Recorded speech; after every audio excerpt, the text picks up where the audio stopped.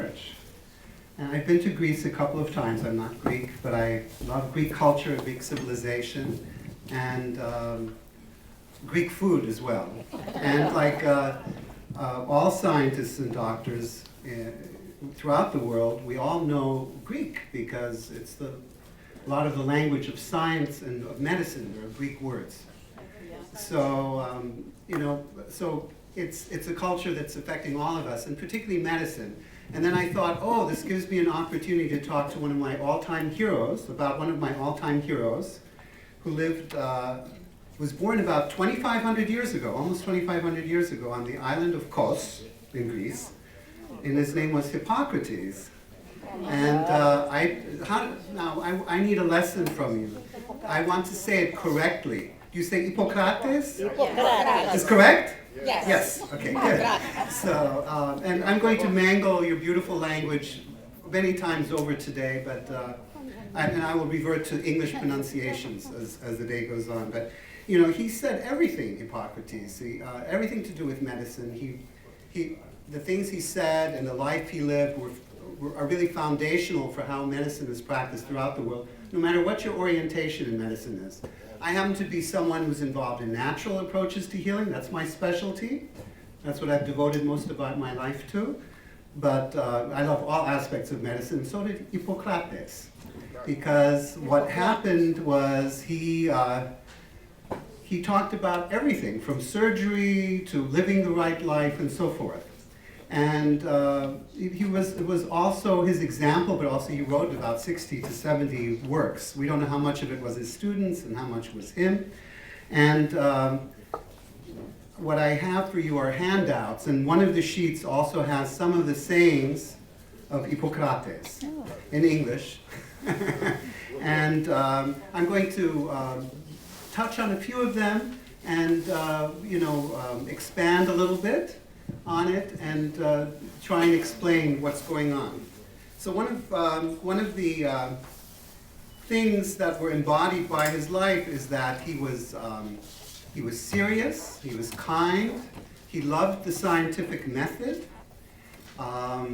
he believed in prayer and also spirituality, but he also believed in a practical approach to helping people. He was into hygiene, which was very, very important. It's not so obvious now. It's a little more obvious, but it was a very, very big thing. And he said a number of wonderful things.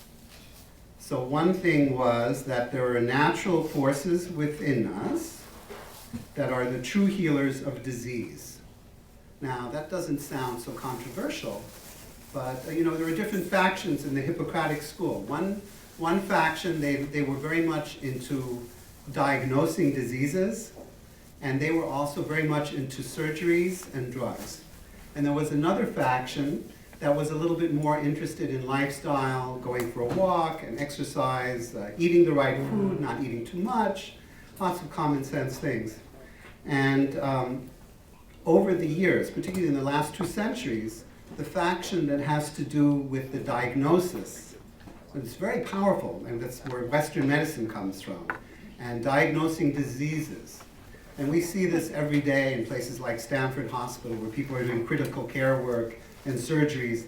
This came from this stream of medicine, so I'm not belittling it all, even though it's not my specialty. I love it, and because they are performing miracles on a daily basis as well. They're doing good work. But one thing that was minimized was that there is an energy that flows through us, through all of this science. This energy in Greek, in ancient Greek, was called pneuma, or the breath. In Hebrew, it was called ruach. In Ayurvedic medicine, it's called prana. In Chinese medicine, it's called qi. So every culture has these amazing ideas, and there's a considerable overlap in the different systems of medicine. And over the centuries, Hippocrates lived at a time where everyone was steeped in the doctrine of the 4 humors. There were 4 body types, basically. One was called phlegmatic, another one was called melancholic, and so on. And the way he would work, he'd use herbs and lifestyle to either dry a person or moisten them, warm them up, or cool them down. That's what the humors were all about. And that was debunked by science over the last 2 centuries. But there have been a number of discoveries that have been made in the last 50 to 20 years, and now almost every year, that show that there is in fact something to it. First of all, the National Institutes of Health came out with a position paper about 20 years ago that acupuncture in Chinese medicine is valid. Actually helps with a bunch of things. By the way, there are many great similarities between traditional Chinese medicine and ancient Greek medicine as well. There are cultural differences, but the essence of some of the herbs were even the same, or very similar. And the other thing is that scientists have found that these meridians where the energy is flowing actually has photons in it. Photons are little light particles. It's a Greek word again, photon, which means light. And we know that light is squeezed in such a way that it's like a laser. And scientists, forgive me for being so geeky right now, but I want to get through a little bit of science so that we can move on. Scientists have found that the acupuncture meridians, when you look under powerful microscopes and electron microscopes, they find that these meridians branch into smaller and smaller twigs. They actually penetrate all of our resident cells. And then within the cells, they branch out some more. Some of them penetrate the envelope, the nuclear envelope where the DNA is. And coming off the DNA, they found photons as well. So, but it's squeezed light. Now, when you go on the internet, guess what you're using? Laser light. When you go on Optimum TV or Fios TV, you are getting those signals. They're carried by cables, fiber optic cables, either to your house or near your house. And then that gets translated. So this is a situation where it was discovered by technologists and physicists before it was discovered by doctors. So the science is totally fascinating, and it might go a ways to explain how we can have 50 trillion cells in the body, and each cell has 100,000 biochemical reactions per second. That's unbelievable. I mean, these are big numbers. And how do all the cells know how to play in the sandbox together in a way that's meaningful, that can make a healthy life? So I think because laser light can carry so much information, this goes a long way to explaining how the body talks to itself. And so when we are unleashing the healing power of nature, we're not only using molecules like good nutrition and herbs and breathing fresh air and drinking clean water. And all of this is getting harder to do, by the way, as we've noticed the pollution's going up. So it's getting a little bit more challenging. So we have challenges that Hippocrates did not have. So we live in a different time, but his message is the same. So anyway, I just wanted you to be aware that doctors who use natural medicine, they use these energies that were scoffed at, but now it's becoming more respectable. It still hasn't quite become totally respectable, but it's coming there. The next idea that he said was, let food be thy medicine, and medicine be thy food. So nutrition can be used to heal. He also said, and that's a specialty of mine, so I went to a type of medical school where that was taught from the get-go. Then he said also, walking is man's best medicine. And he goes on further to say, if we could give every individual the right amount of nourishment and exercise, not too little and not too much, we would have found the safest way to health. And then he expounds further. He says, and I'm quoting him verbatim, by the way, everything in excess is opposed to nature. So moderation, everything in moderation. Don't be a total fanatic one way or the other. Then he said something else, that prayer indeed is good. And now we're right next to a house of worship. I'm glad I can say that on his behalf, even though this is 400 years before Christ. But he thought it was good. But while calling on the gods, a man should himself lend a hand as well. So that's sort of like, we know the expression, God helps those who help themselves. Right. So it's true, we should pull ourselves, we should do the best we can, and of course we should have faith in our lives as well. And the next idea, where he talks about what modern medicine has become. He says that extreme situations call for extreme measures. So that's not on your handout. Lily's handing out 4 handouts or 3 handouts for each of you, so you won't have to commit it to memory. So when things are very, very tough and the body's very, very sick, you can't just catch up by going for a walk. You know, if you get run over by a truck, God forbid, please go to the hospital. Don't ask me for nutritional counsel, and I'm not going to use an herb or a homeopathic.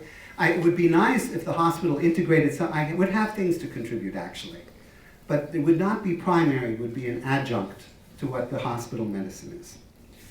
And you know, he also goes on to say, what medicines do not heal, the lance or the scalpel will. What the lance does not heal, fire will. So he says you have to be as intense, you have to be a son of a gun, basically. Do what it takes to get the job done. And I think that's terrific that he saw all of these things. He also had equipment where people would lie on special furniture. It was sort of like chiropractic equipment. He used surgery, he believed in cleanliness and the surgical table, and also in our daily life as well. And the man was a genius. And it's hard to find any aspect of medicine that is not just, it's just an up-to-date version of some of the things that he said. So, how much time do we have? No. We don't. So yeah. Was it a half hour? No? Doesn't seem that long. No? Okay, I'll keep talking a little bit. So, I was talking about those photons and the energy in the body. Well, what if I could tell you that I can Google your body? Okay. I have equipment that taps into that acupuncture meridian system and allows me to do a computer simulation to see what might help a person before I give it to them. I also have other equipment that I can use to help rebalance the flow of that energy. And some of those ideas are in that handout with my face on it, with the what's it called? A conversation with Dr. Schweitzer, right? So homeopathy, the consensus, is a growing consensus of people who use energy medicines, whether it's acupuncture or homeopathy or the laying on of hands, certain herbologies, that we're working with the same energy, this pneuma. And it's remarkable what it can do, and it's withstood the test of time. The Greek version almost died out, though, entirely. But the Chinese version and the homeopathy. Now, the homeopathy, basically, we can say, and this is also in the writings of Hippocrates. When I left the house, I left my notes on the counter. I was so excited to come. And, so I don't have the exact quote, but it says, let likes be cured by likes. I'm paraphrasing. And Galen, another Greek physician who lived in Roman times, about 3 centuries later, the most famous doctor of his day, he also said that, he echoed that. And then there was another doctor in the 1500s who was acknowledged as one of the great founders of pharmacology. He also said, let likes be cured by likes. And finally, in the 1840s or thereabout, it was a little later, probably in the 1850s, a German doctor who also knew fluent Greek. He spoke 8 languages. He got out of medicine because they were poisoning people at that time. They were giving them mercury compounds and leading to them to death. That's how George Washington died, by the way. Yes, it was because of medical care. And what happened was a bulb went off in his head, and he rediscovered this homeopathic idea, and he systematized it into a form of medicine. And then the Germans also exported scientific medicine. It was a different stream, and they were great at it, and people at Johns Hopkins were all trained, the founders of scientific medicine in the United States, they were trained in Germany. And unfortunately what happened is then homeopathy and this vitalism, this pneuma type medicine was thrown out. So it was eradicated from the medical curricula in the United States. Yes, Lily? Could you say the thing about the mandrake? Oh, the mandrake. Oh, yeah. So there is attributed to Hippocrates when he said that lights be cured by lights. I'll give you an example. Apparently, there was an herb called mandrake. If you give a lot of it to a person, you can make them into a maniac. They become manic. He said you can give a small amount of the mandrake root and it will normalize them. So using just a tiny dose can sometimes help people. And I know this also from physiology when I was working in a laboratory. Sometimes small amounts of a substance did one thing, an intermediate amount did something totally different, and then you went to a high amount, it did the same thing as the small amount. So it's a dose-response curve. So this phenomenon is known. Where was I, Lily, before you asked your question? Oh, you were talking about homeopathy and vitalism. Oh, yes. So what happened was homeopathy made a resurgence. And historically what happened, a lady by the name of Rachel Carson wrote a book called Silent Spring. It was in the 60s.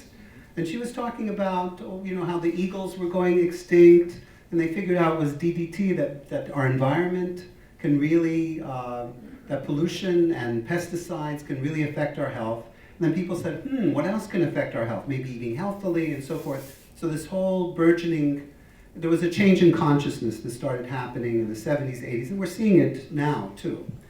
And in the 70s, a Greek doctor from Athens, Georgos Vifulkas, he wrote books on homeopathy again, and they were a smash hit in the natural circles. And I was one of the people who read him in the 70s as well. And he was very important in bringing about a resurgence in the use of homeopathy in the West. So we come full circle from 2400 BC to 1975, which is amazing. Right. So I'm now going to open up the floor for questions.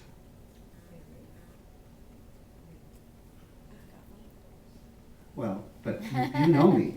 Does anyone else? Yes, you, sir. You get your turn, sir. Hippocrates, you said. Hippocrates, yes. It writes with two P's. Hippocrates, two Yeah. P's.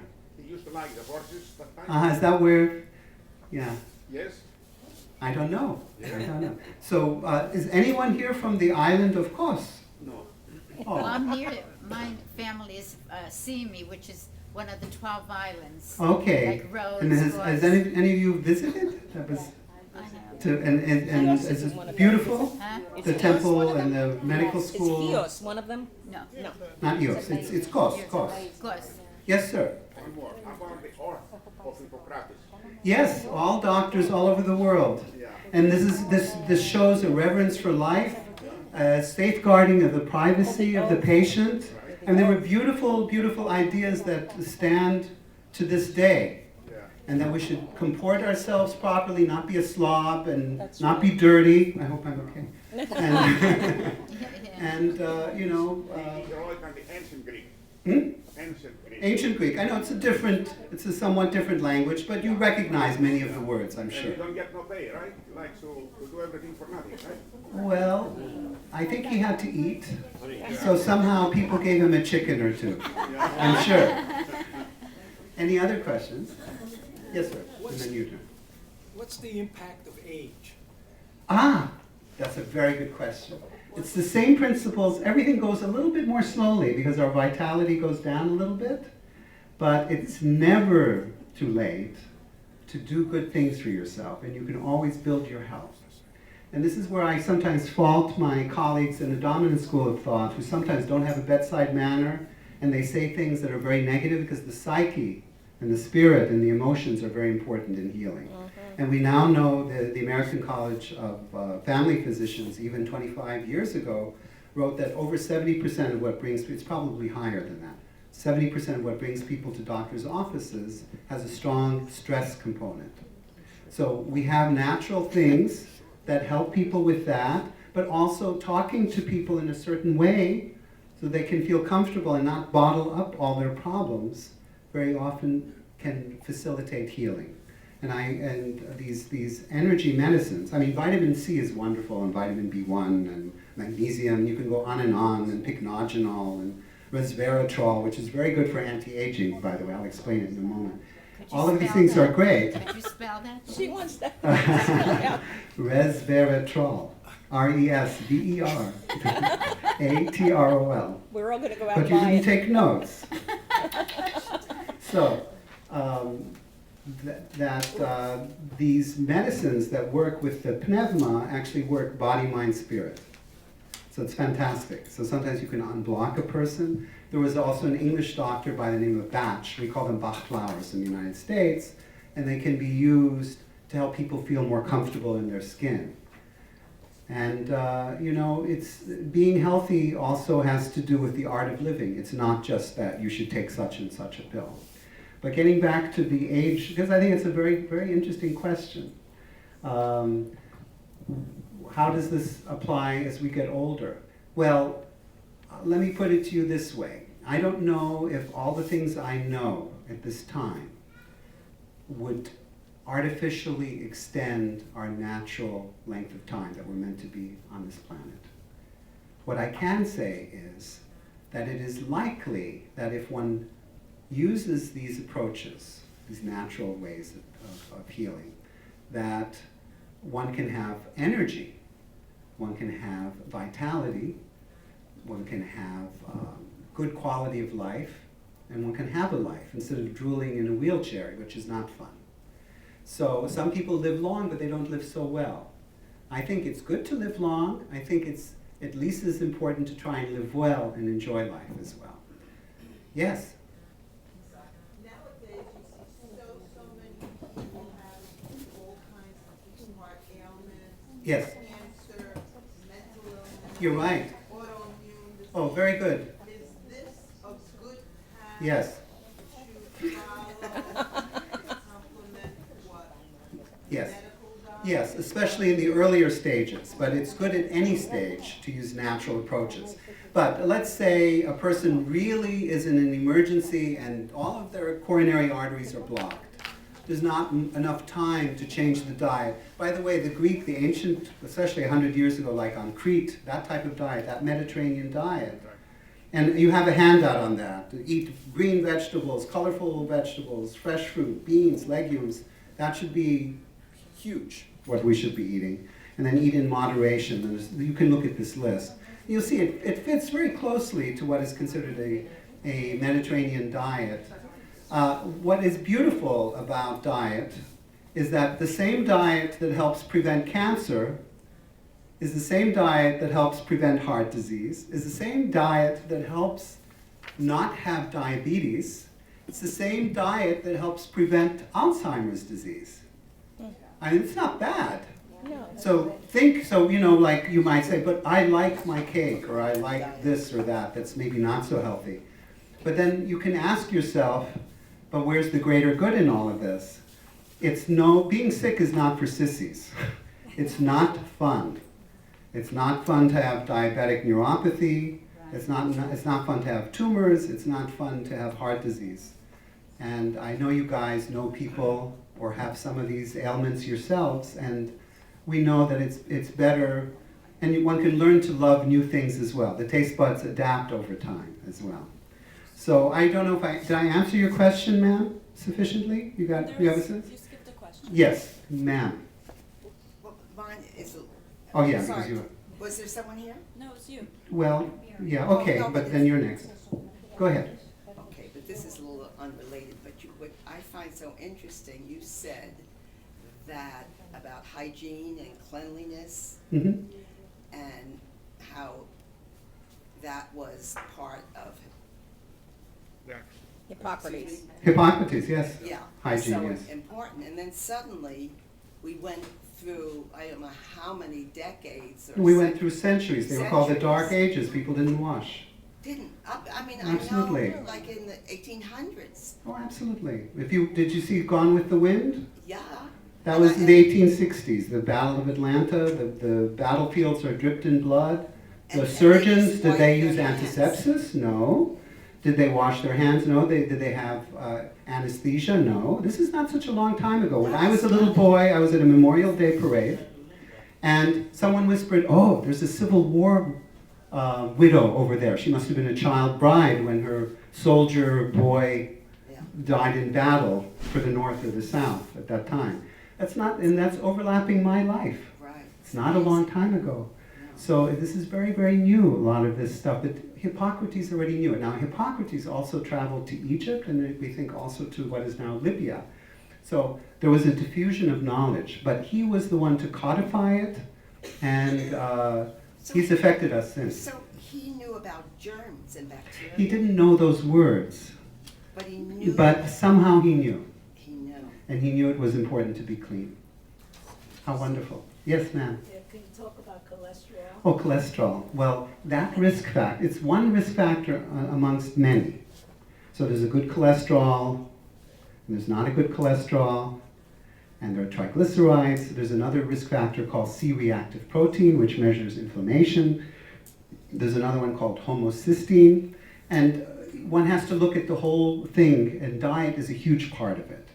And if one can be heroic with one's diet, I've seen cholesterols drop 100 points by eating a more vegetarian diet. So this is not necessarily a maintenance diet for everyone, but for people who don't relish the idea of doing triple bypasses and they can see the writing on the wall, they can be heroic now and not have to have their thorax opened up. So yes, there are wonderful things one can do, and there are herbs also and so forth, but it has to be part of a whole lifestyle, and each person is totally individualized. So Hippocrates said something else. It's not so much important what disease the person has, but who has the disease.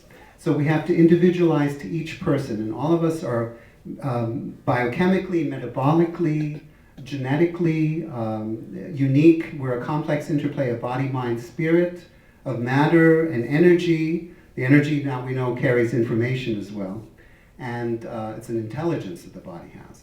And everybody needs a slightly different approach, and you have to access what's the right thing for each person. So you can't be formulaic about it. You have to sit down with the person and actually try and figure out their story, not just check off the name of a diagnosis. Yes. Oh, the gentleman first. Yes, sir. First, I'd like to thank you for making me a little more prouder for my heritage. I'd like to ask you a question. Of course.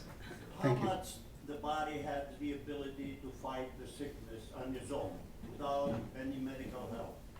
And second, how much do you know about Ithaca, the island where the people, the population there, don't have any medical professors there, nor pharmacists, and they have the highest living average. Yes. And at an average age of 80, they're Yes. sexually very active. Yes. Do you know about that? I know that there are many blue zones. I didn't realize Ithaca. I know that Odysseus or Ulysses was from Ithaca in ancient times. That was 500 years before Hippocrates. Right. Is he from Ithaca? No, I know there are blue zones all over the country. They're in Costa Rica, where For else? the world. All over the world, I Costa mean. Rica too, yeah. Korea. So about the body. In Japan, Okinawa is another one. So I can't answer the question globally because I made a case for individualization. But if we look at populations, the populations that eat more like a Mediterranean diet or a simpler diet that's not rich in a lot of meat, that is not inflammatory. Inflammatory things are sweets, for example, and eating too many grains. Now, with factory farming, we've gotten even more. I'll try and answer your question, but I want to share other things. With factory farming, I think the quality of our food supply has been going downhill lately, and it's accelerating. We're having genetically modified organisms.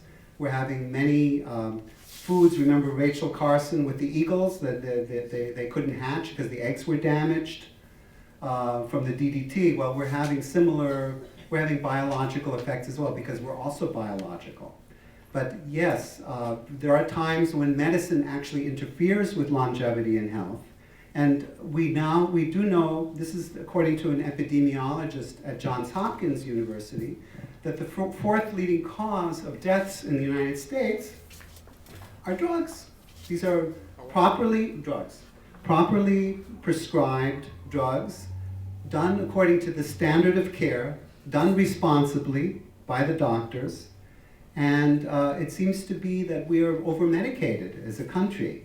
And the doctors, God bless them, they're doing the best they can, but their armamentarium, their doctor's bag is only full of pills or surgeries. They don't have other ways of looking at it. As far as an individual's ability to live longer or not, there are many things that go into it. But all things being equal, having a clean environment and having hygiene. So much of the reason why we live longer than we did is not due to medicine. Some of it is. I'm not going to minimize. There are some people, they have their coronary artery opened up and they have some nice years to live afterwards, and they wouldn't have had otherwise. But much of the reason why we live longer today, and we do, at the time of the Roman Empire, I read the life expectancy was approximately 20 years old. So we've come a ways. It's not all that. Now, there were many people who died in childbirth and so forth, but we think it's because of hygiene, having a good sewage system, having a clean water supply, not mixing up the water supply and the sewage system. This took thousands of years to get really done properly. The Romans were good at it, by the way. What about my first question? Please remind me. Is the body, what ability does the body have to cure a sickness on its own? The body, Without the help of medical- I'll try and cut to the chase. It has tremendous ability to heal if we get out of its way. So if we stop poisoning it, if we stop overfeeding it, if we stop smoking, these are the ways we shoot ourselves in the foot. But what I'd like to say, at some point in life, the body starts losing some of its capabilities. And we can't always win the race then. That means I don't have no hope? No, of course you have hope. Everyone always has hope. But you should still stop shooting heroin, and you're doing too many. You have to clean up your act. You'll be fine. I'm working on my 90s and I don't take any medications because Bravo. I don't believe on it. Right. So my son-in-law, doctor too, he Yeah. don't believe on medicine. He Also, believes then- that the body has the ability. Absolutely, it does. Accept the infections which needs. No, even infections, we can help the body do that. So about 9 out of 10 of my patients who have a bacterial infection, they already know what to do. I have them take certain herbs and certain silver products and so forth, and they know they shouldn't have sweets then. You know that sugar makes your white blood cells drunk? I actually did this experiment on first-year medical students.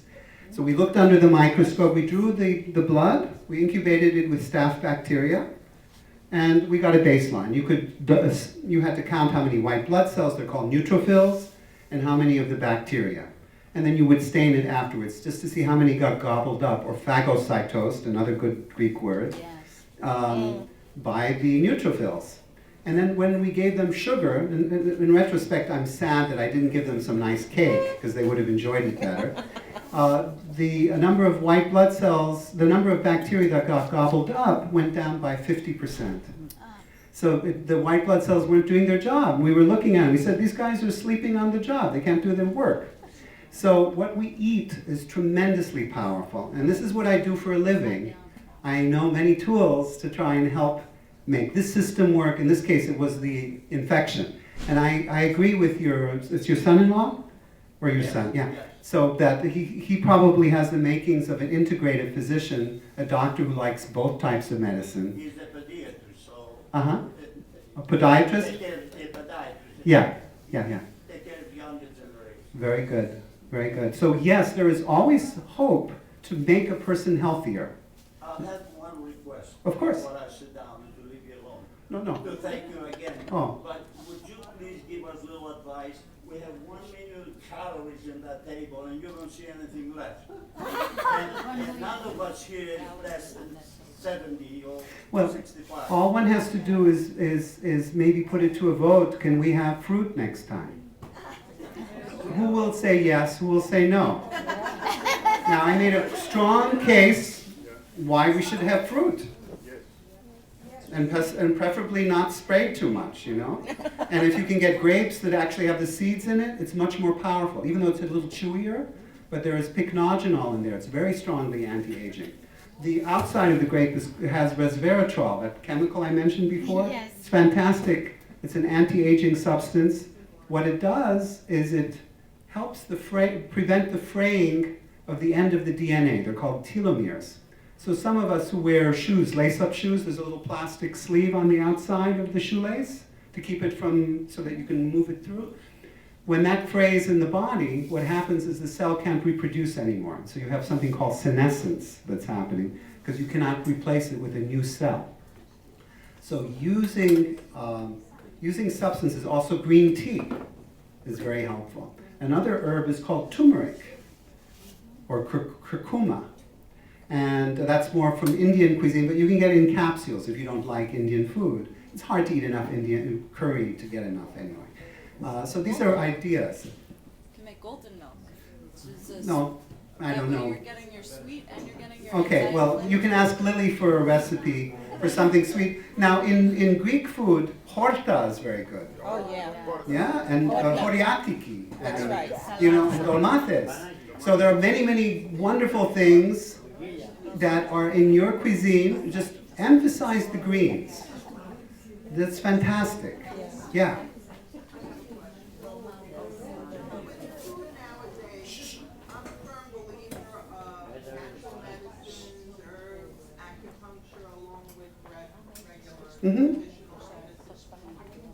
They stopped using the Which one he's about? X amount of people, and what they're using nowadays please. is far more detrimental than the DDT. There are many other chemicals that we can worry about more.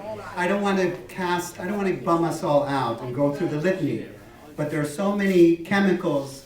Since World War II, we've been exposed collectively to over 100,000 new chemicals that never existed before. That is the white elephant in the middle of the room, big elephant in the middle of the room. No one wants to talk about it too much. But we're seeing mass extinctions of species throughout the planet. We are biological beings as well. So I'm not saying this so that we can feel powerless, but we can if whenever we can, let's try and use foods that are cleaner. So one of your handouts here, we have the 48. We have different foods that are okay because they have not so much pesticide in them, because a lot of us are on a budget.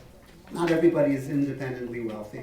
And not everyone can afford or feels that they can afford organic food all the time. I do recommend it. Yeah. Some organic foods are truly not organic.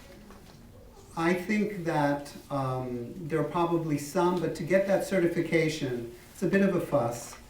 And I think in the majority of cases, people who choose to get involved with that are well-intentioned. I guess we have to have faith in life a little bit. But when one looks at the pesticide residues in the organic versus the not, there's a huge difference. When one looks at the nutritional content in terms of vitamins, nutrients, phytonutrients, these are powerful antioxidants that help heal the lining of our blood vessels, that prevent mutations in the nuclei of our cells, which give rise to cancers. These chemicals are higher when you have organic food, and those studies have been done. So that's my short answer to your question. Of course, there are exceptions. You say eat grapes with the outer, If you can. but if they're not organic. No, then please get organic. Absolutely. Right, if I you don't can. know any grapes In my anymore. home, we eat organic, and We do too. I'm not going to dictate to everyone. Some people, it's a question of either getting It's groceries or they expensive. starve, and they can't always. So I don't want to be a limousine liberal snob about it either. Right. But I think it's important that we try and eat as cleanly as we can. So this is getting back to the Hippocratic idea of hygiene, but extending it beyond microorganisms. Right. And I think it's important. It's huge. And we can only do our best. But I have ways of also, this is where I come in, I have ways to car wash the body to help the toxins leave. So the toxins first, well, ideally they should, we already ate, so I can say this. The toxins should ideally go into the toilet bowl, right? Number one or number two, if they enter your body. Would be better if we didn't breathe them in or drink them in the first place. But, let's be realistic. And the body is brilliant. It has lots of mechanisms to get rid of a lot of these toxins. But this onslaught, 100,000 chemicals, hardly anybody can keep up. So I have methodologies to safely remove these toxins so that the body works better. As far as blood vessels, you mentioned blood vessels. We also have a non-invasive way. Not everybody wants to do an angiogram. We have a non-invasive way. It's part of the first visit that I have with people of figuring out the health of blood vessels, the elasticity, how much atherosclerotic plaque there is. And we also, with the same machine, figure out about stress, how the heart and the mind talk to each other. And between stress and blood vessels, we're covering a lot of ground. What's that called? It's called, what's it called? Is that the max pulse? The max pulse, it's called. I think Lily has some handouts over there. So you can pick up handouts. I'm also reachable on internet, and you can phone me, or you can leave an email if you want there, if you want us to contact you periodically. Any other questions? Yes? I'm curious about the water. Yes. Is it better to drink bottled water? No. Or maybe drink the water? Same as I would filter it. If you live in Stamford, I think you see the chlorine in there. It does kill germs, thank God. But the chlorine's not so good for us either. It's a halogen. Those are very reactive chemicals. And the whole group of halogens tend to be carcinogenic and atherogenic. So I wouldn't mind if you could put it through a filter. And that would be more ecological as well, and then we don't have to have ocean, these huge islands or semi-continents of plastic floating in the middle of the Pacific, in the middle of the oceans. What's the best filter? The best filter depends on your water supply. So it's hard for me to make a generalization. For Stamford. For Stamford, I don't know. I would use a Brita filter or something similar, or a pure filter. A Brita filter, perhaps. It may not take out everything, but water is very important. All of us don't drink enough water. Our thermostats don't work properly. Now, don't all of a sudden go from 0 to 100 miles per hour with the water. I got a phone call from a patient. I didn't tell her to do this. She said, I read Dr. Schweitzer, I'm supposed to drink 8 glasses of water. She was a skinny, elderly lady who had kidney disease. And she wound up in the hospital. Her blood diluted too much. So if you have kidney disease, you really have to... Thank you so much for your interest. Bye-bye. Very good, thank you. But in general, most of us could drink 2 quarts of water. And most of us don't drink 2 glasses even. And imagine stewing in your own effluvia and your own toxins. You need the water to flush it out, the toxins. We are also, organisms, our biochemistry runs on water. So as we get older, I don't have to remind you of this, but there are changes that aren't so nice. Things hang, right? We get more wrinkled.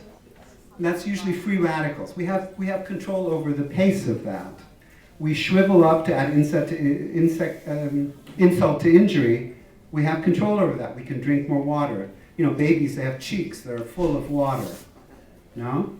And when we get very old, we get very tiny and so forth. So it's good to have food that's rich in antioxidants. It's good to drink good water. If you can have access to good air, that's getting a little hard. Try to. So, any other questions? Do you think like sweeteners, are they harmful? Sweeteners, with my equipment, I find that they very often don't test well. The research doesn't look so good. I was so disappointed with NutraSweet. It's made from 3 amino acids. Amino acids are the building blocks of protein. But unfortunately, it can be very stressful on the body. There are some cases of people with multiple sclerosis, when they stopped the Diet Pepsi, their symptoms went away. But they were very addicted to it. Sometimes it's very hard. So it's an excitotoxin that can actually hurt the nervous system.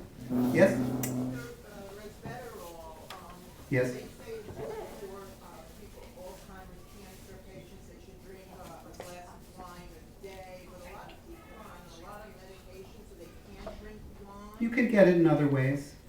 I read the pill, they give it There are many, many pills that have more, because you'd have to drink an awful lot of wine to affect the course of Alzheimer's disease or something. I mean, you would be going to AA first, because you'd have to drink gallons of it. Well, that's not so bad. It's not so bad, okay. I'd like to thank Dr. So are you saying we should never, ever, ever, ever eat sweets anymore? No, I think life is to be enjoyed. That's right. Remember what Hippocrates said? He said that we should have moderation, that we should find balance, and we should cultivate joy in our lives as well. But if we take the easiest path all the time, it's not good. And if we take the hardest path all the time, it's also not good. And for everyone, there's a different balance. I'd like to end the meeting, and I'd like to thank Dr. Oh, Schweitzer thank you so much for having me. for being here. Doctor, I'd like to thank you. Thank you so much. Thank you Thank you very much. You had 4 hours, came an hour and a half, but it was very interesting.